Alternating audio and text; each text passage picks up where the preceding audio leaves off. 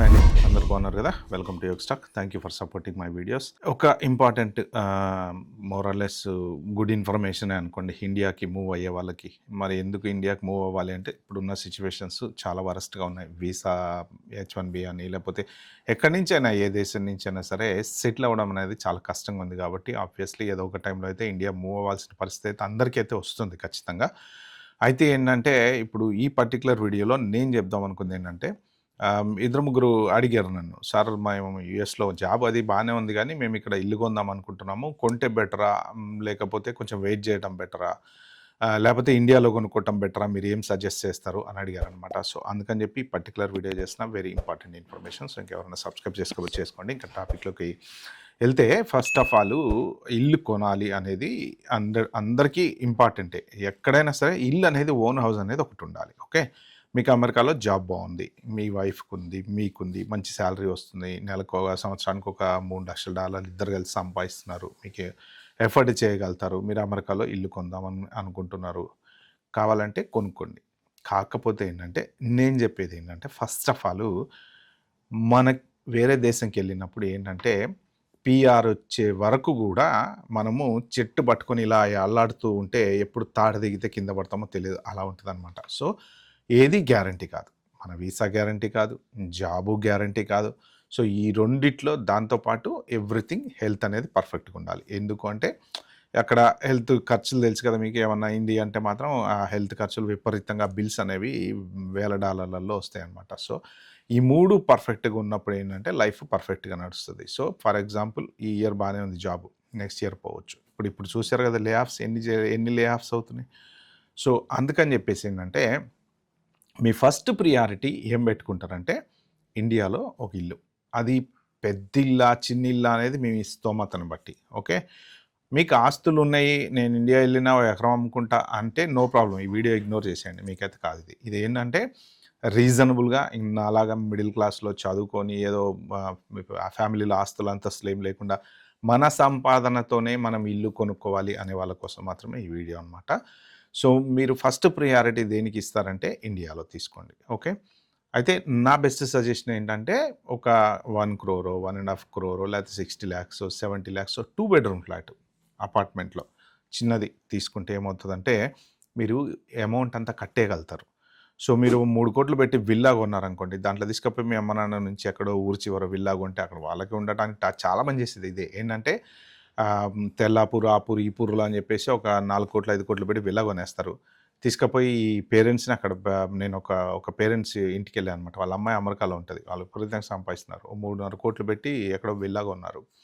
వీళ్ళేమో పాపం మూసలోళ్ళు, వాళ్ళ XXX కింద నుంచి పైదాకా 300 గజాల్లో కట్టినటువంటి పెద్ద ఇల్లు వాళ్ళు చూసుకోలేక అల్లాడుతున్నారు. వాళ్ళ పరిస్థితి చూస్తే నాకే బాధ అనిపించింది. ఏంది వీళ్ళు ఇల్లు కాపలా కోసమే అద్దెకి ఇచ్చుకుందామంటే ఎవరు అంత దూరం వచ్చి అద్దెకి తీసుకుంటారు. అన్ని ఖాళీలు ఉన్నాయి అక్కడ. ఎందుకు అంటే ఆల్రెడీ అంత అద్దె పెట్టేసి 40,000కి 50, ఇప్పుడు 3.5 కోట్లు 4 కోట్లు పెట్టి విల్లా కొంటే కనీసం ఎంత లేదన్నా 50,000 కన్నా మినిమం ఇవ్వాలి కదా.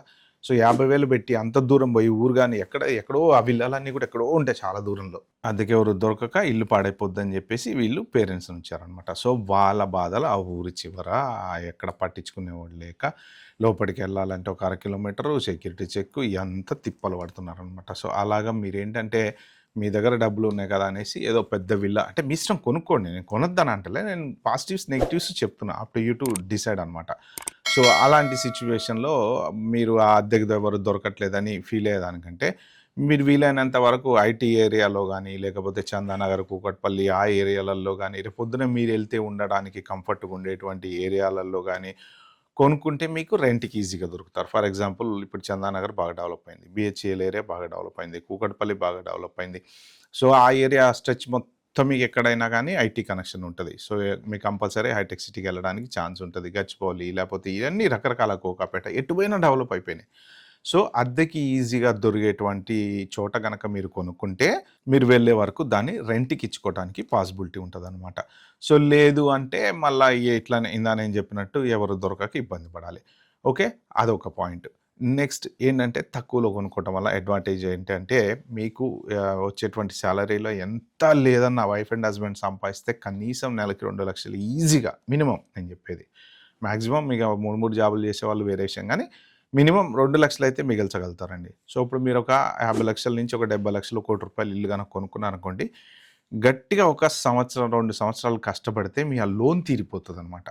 సో, ఎంత లేదన్నా మీరు 2, 3 సంవత్సరాల్లో 30, 40 లక్షలు ఈజీ కట్టేయగలుగుతారు. ఓకే. అదంతా కట్టిస్తే ఏమవుతదంటే మీకొక డెట్ ఫ్రీ హౌస్ అనేది మీ పేరు మీద ఉంటది. సో, ఇంకా మీరు ఎళ్ళినా గానీ అద్దె కట్టకుండా ప్రశాంతంగా ఉండటానికి ఉండేటువంటి ఇల్లు మీ పేరు మీద ఉంటదనమాట.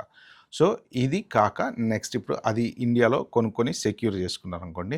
ఇప్పుడు మరి అమెరికాలో ప్యారలెల్‌గా కొనుక్కోవచ్చా? అంటే కొనుక్కోవచ్చు. ఎందుకు కొనుక్కోకూడదు? కాకపోతే ఏమవుతదంటే మీరు కట్టేటువంటి మోర్ట్‌గేజ్ మీరు 25 ఇయర్స్‌కో తీసుకుంటారు. ఇల్లు తక్కువేం లేవు గదా! 800,000, 500,000, 400,000, 600,000 ఏరియాని బట్టి అంతంతున్నాయి. ఓకే. సో, ఇప్పుడు ప్రెజెంట్ మార్కెట్ ట్రెండ్ ఎలా ఉంది అంటే మార్కెట్ డౌన్ అయింది. అమ్ముకుందాం అనుకునేవాడు ఎవడు తక్కువకి చెప్పట్ల. ఎందుకు అంటే పాపం వాళ్ళు కొనుక్కున్నప్పుడు అంతంత రేట్ పెట్టి కొనుక్కున్నప్పుడు అమ్మేటప్పుడు వాళ్ళు తక్కువకి ఎలా అమ్ముతారు? అందుకని చెప్పి ఏంటంటే ఎవరు తక్కువకి అమ్మట్ల. కొనేవాడు కొనట్ల. రేటు ఇగ తప్పదు డెస్పరేట్‌లో ఇగ ఏదో సిట్యుయేషన్ వచ్చి అమ్ముకోవాలి అనుకునేవాడు ఎంతో కొంత లాస్‌కి అమ్ముకుంటున్నారు తప్ప అదర్ దాన్ దట్ అయితే ఎవరు తగ్గించైతే అమ్మట్లేదు. సో, అలాంటి సిట్యుయేషన్‌లో రేపొద్దున మీకు జాబ్ పోయింది, వీసా పోయింది, మీరు బ్యాక్ ఎళ్ళిపోదాం అనుకుంటున్నారు అనుకునే సిట్యుయేషన్‌లో ఏంటి పరిస్థితి?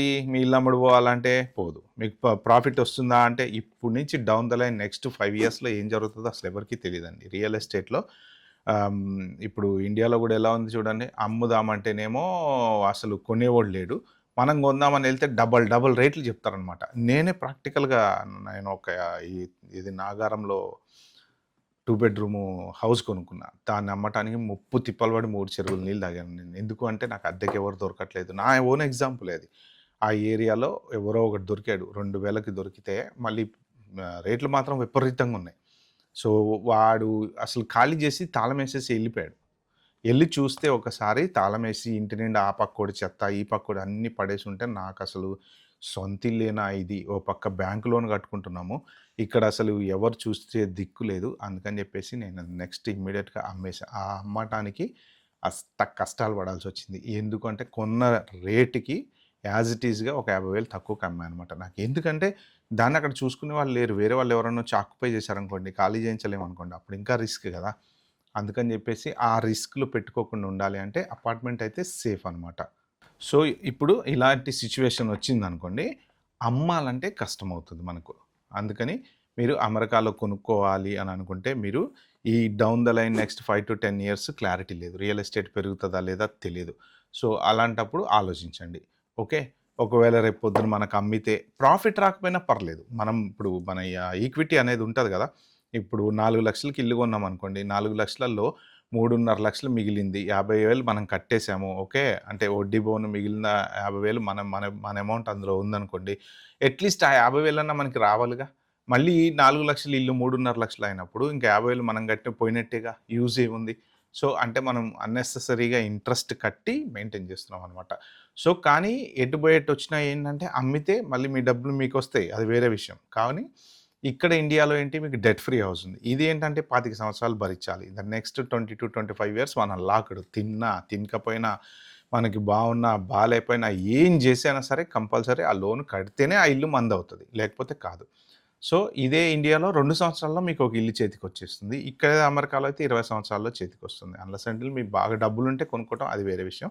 ఉద్యోగాల మీద ఆధారపడి ఈ డెసిషన్ ఇప్పుడున్న పరిస్థితుల్లో తీసుకోవటం అనేది కరెక్ట్ కాదనమాట. సో, అందుకని మీరు అమెరికాలో ఇల్లా, లేపోతే ఇండియాలో ఇల్లా అనేది డిసైడ్ చేసుకుంటే నేను మాత్రం ఇండియాలో ఇల్లే అంటా. ఎందుకు అంటే ఇప్పుడున్న పరిస్థితులలో డెఫినిట్‌గా ఏదో ఒక రోజైతే ఖచ్చితంగా వెనక్కి పోవాలి. గ్రీన్ కార్డ్ గూడా 100 ఇయర్స్, 150 ఇయర్స్, 200 ఇయర్స్ పడుతుంది కాబట్టి, సో, తొందరగా ఎవరికీ గ్రీన్ కార్డ్ వచ్చి సెటిల్ అయ్యేటువంటి సిట్యుయేషన్ ఇప్పుడు లేదు. వీసాలు కూడా టైట్ అయిపోయినాయి. జాబులు లేవు. ఆర్టిఫిషియల్ ఇంటెలిజెన్స్ వచ్చేసి జాబులు తినేసింది. సో, మోస్ట్ ప్రాబబ్లీ నెమ్మదిగా ఇప్పుడు కాకపోయినా ఇంకా 2, 3 సంవత్సరాల్లో అయినా మన ఇండియన్స్ చాలామంది అమెరికా నుంచి ఎందుకంటే అమెరికాలో ఎక్కువున్నారు. వేరే దేశాలలో ఉన్నా గానీ, అమెరికాలో చాలా ఎక్కువ మందున్నారు. అమెరికా నుంచి మాత్రం కంపల్సరీ చాలామంది ఎళ్ళిపోయే వాళ్ళుంటారు. సో, మీరు ఒకవేళ ఎళ్ళిపోవాలి అని అనుకున్నా అపార్ట్‌మెంట్ కొనిపెట్టుకోండి ఇండియాలో. లేదు ఎళ్ళకుండా ఉన్నా రేపొద్దున ఎప్పుడైనా సిచ్యువేషన్ బాగాలేనప్పుడు వెళ్తే బెటరు అనుకున్న టైంలో మీకు ఇది చాలా హెల్ప్ అవుతుంది. అప్పటిదాకా మీరు రెంట్‌కి ఇచ్చుకొని హాయిగా దాని మీద రెంట్ వస్తది. మీరు మొత్తం లోన్ అంతా క్లియర్ చేసేసేయండి. సో, ప్రశాంతంగా ఉంటారనమాట. సో, నా ప్రిఫరెన్సు ఈ రెండిట్లో మీరు అడిగిన క్వెషన్‌కి ఆన్సర్ ఏంటంటే, ఫస్ట్ ఇండియాలో ఇల్లు కొనుక్కోండి, లోన్ కట్టేసేయండి. తర్వాత యూఎస్‌లో కొనుక్కోండి. లేదు అంటే ప్యారలల్‌గా మీరు యూఎస్‌లో ఇల్లు కొన్నా సరే ఇండియాలో ఒకటి కంపల్సరీ పెట్టుకోండి. ఎటు పోయి ఎటొచ్చినా మన ఊరు, మన ప్లేసు, మన ఏరియా. దానివల్ల ఏంటంటే అడ్వాంటేజు రేపొద్దున ఏ ప్రాబ్లమ్ వచ్చినా మనం వెనక్కి వెళ్ళటానికి ఉంటదనమాట. అమెరికా ఏంటంటే అది అది మన ప్లేస్ కాదది. ఎళ్ళామా, ఉద్యోగం చేసుకున్నామా, డబ్బులు సంపాదించుకున్నామా, అంతా బాగుండి సెటిల్ అయిపోతే సెటిలర్స్ చాలామంది ఉన్నారు మన వాళ్ళు. కానీ ఇక వాళ్ళంతా సెటిల్ అయిపోయారు. పాస్‌పోర్ట్‌లు వచ్చేసినాయి. బిజినెస్‌లు పెట్టుకున్నారు. అవి పెట్టుకున్నారు, ఇవి పెట్టుకున్నారు ఏదో రకంగా. ఇప్పుడు ఈ లాస్ట్ 10 ఇయర్స్ నుంచి ఎళ్ళిన వాళ్ళు సెటిల్ అవ్వాలంటే మాత్రం చాలా కష్టం. కాబట్టి ఏదో ఒక రోజైతే మీరు డెఫినిట్‌గా బ్యాక్ ఎళ్ళకైతే తప్పదు కాబట్టి ఆలోచించుకొని ఇండియాలో కొనుక్కోండి అనేది నా ఉద్దేశం అంట. ఓకే ఫ్రెండ్స్, మీరేమనుకుంటారో కింద కామెంట్‌లో మెన్షన్ చేయడం మర్చిపోవద్దు. నేను చెప్పింది కరెక్టా? కాదా? లేదు సార్ ఇలా కాదు మేము అమెరికాలోనే కొనుక్కుంటాం బెటరు అని అన్నా కూడా మీరు హ్యాపీగా కామెంట్‌లో అయితే మెన్షన్ చేయండి. Okay. Bye. Have a good day.